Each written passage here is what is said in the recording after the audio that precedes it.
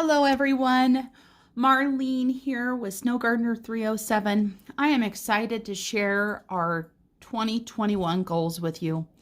There are financial goals I'm going to share, plus a few of my own personal goals. Our first goal is retirement.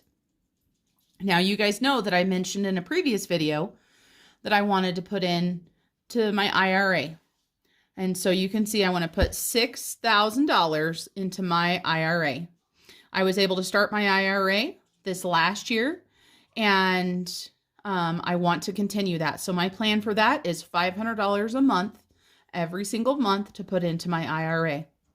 Now I know some people may frown upon this and they say, well, you should pay off the debt before you start putting in for retirement. Well, I'm more comfortable with putting in for retirement, saving, and paying debt off. So my husband and I both discussed it, and that's what we're going to do. Then for my husband, who, by the way, I don't think I've told you guys his name. His name is Bridger. He is going to start his IRA. And we didn't come up with a dollar amount on that because, as some of you guys know, we are just happy that he still has employment right now. And so it's just kind of a week by week type thing. There may be another job in the future, but we're just not quite sure at this point. So luckily he's still got a job. So we just want him to start an IRA, and whether he puts $1,000 into it or $6,000, at least he's got to start. And then now we get into our debt. And those of you guys that watched my debt confession know that, we started with a lot of debt this last year when we really started budgeting.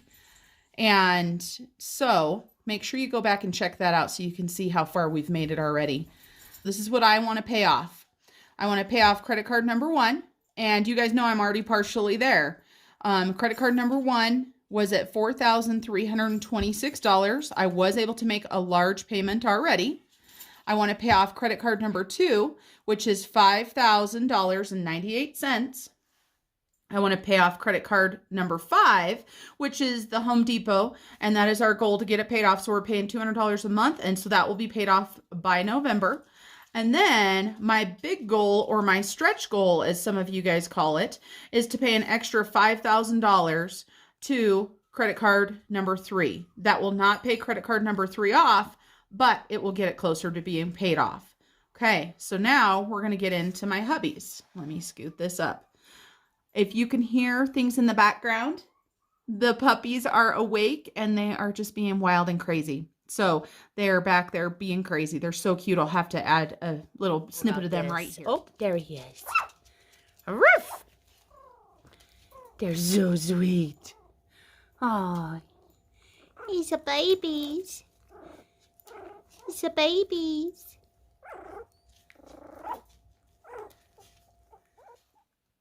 So for my husband, I didn't break it down into separate credit cards for him. I just put that he wants to pay off $5,000 out of his credit cards. He does not have as much credit card debt as I did, just so you guys know. And his big goal, or his stretch goal, is to pay off an extra $2,500. And so if we are able to make our big goals and our stretch goal, then that will mean that together we will pay $24,024.54 off. So that is our first 2 goals. So retirement and debt. Okay, now let me get my notepad situated here. Now we're going to talk about emergency fund. So as we all know, emergencies pop up and we want to make sure we have money. And we have definitely been working on our emergency funds because of the unknown of whether my husband is going to have a job or not. So emergency fund. For the family, we want to add another $5,000 to our emergency fund so that we can continue to save for emergencies. I did not break this down between my husband and I. We together just came up with that we would like to add a total of $5,000 to our emergency fund. Now, our big goal is to add another $5,000. So our big goal, our stretch goal, is to add $10,000 to our emergency fund. I would be amazing if by the end of 2021 we had $10,000. I would be so excited. All right, now, okay, month ahead fund. Some of you guys may have heard me reference this. This is not an emergency fund. This is a different savings account. This is where you pay your bills 1 month ahead. So you know exactly what it is. So you're not waiting for your paycheck to pay your bills. You pay them 1 month ahead. Now, of course, we know some bills you can't pay a month ahead, but the premise is that you are paying this month's bills with last month's paycheck. So it is kind of an extension to an emergency fund because that means that you have 1 month's expenses saved. Now, of course, that's not any extra or anything like that. That is just your minimum payments that you pay. So your car payment, your mortgage, your power bill, your phone bill, your credit card bills, but just your minimums. So month ahead fund. This is our plan for the month ahead fund. I want to maintain my month ahead fund. Right now, this last year, I was able to save enough to have 1 month's expenses covered. So that is another savings that I was able to start. And I really like it because it takes the pressure off of me. And that makes life so much more stress-free. Then for my husband, his big goal or his stretch goal is to start a month ahead fund and add $4,000. Now, again, for him, finances are different with the huge pay cut that he took, the hours he's not getting, and the uncertainty of knowing if he has a job or not. So that was a goal we discussed. So he wants a month ahead fund for all of the bills that he pays. And I believe his finances are his bills are a little bit lower than this, but this is what he wanted his goal to be set at. So the reason why we want this month ahead is because we want to break the paycheck to paycheck cycle. Living paycheck to paycheck sucks, you guys. Those of you guys that are doing it, it is so stressful because it doesn't take much. If something catastrophic happened in any of our lives that are living paycheck to paycheck, if we don't have family or somebody to help us out, we could end up homeless with our children. None of us like that. So we want to break the paycheck to paycheck cycle. Got all excited if the camera's moving. So important. Okay, so now those were our financial goals. That is a lot of money that we have written down because, of course, for debt, we had $24,000 for our big goal. Then we have an extra $10,000 to our emergency fund for a big goal. My husband has another $4,000. So that's a lot of money. And just so you guys know, I don't disclose our income, but I can tell you this. Neither of us work in a field where we're making six-figure incomes or anything like that.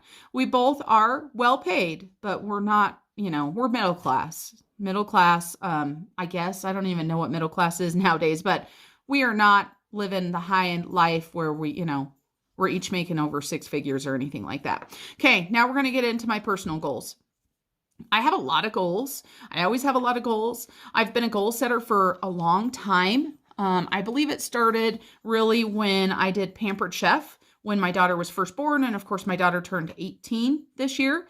So I was taught then to, set goals.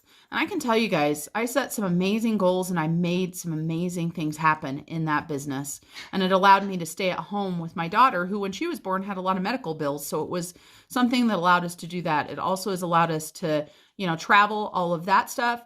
My goal with the Pampered Chef that I was most proud of, just so you guys know, is I was sitting at national conference with my upline director, and this was it national? Maybe it was leadership conference. It was one of the conferences, and I was sitting there, and they announced the trip, the incentive trip, and the top level trip to earn was Vienna, Austria. Well, I was sitting there pregnant. You guys, this would have been in January when they announced this, and my son was born in April. And I set my goal to earn Vienna, Austria. And my upline director shook her head at me and said, "You'll never be able to do that. You're having a baby." Well, guys, that's all it took to light that fire under my butt. Because I tell you what, this girl and her hubby went to Vienna, Austria. Best trip ever. Okay, sorry, sidetrack, side story. You guys get to know me a little bit more. So goals, I'm a goal setter. Once I set my mind to something, I figure out a way to do it. So my personal goals. I want to create a source of passive income. I do not have the details on this yet. I don't have it planned out or anything, but by the end of 2021, I want to have some source of passive income, whether it's doing something as simple as, something on Etsy, or whether it's investing in real estate and having a rental property. This is one of my personal goals.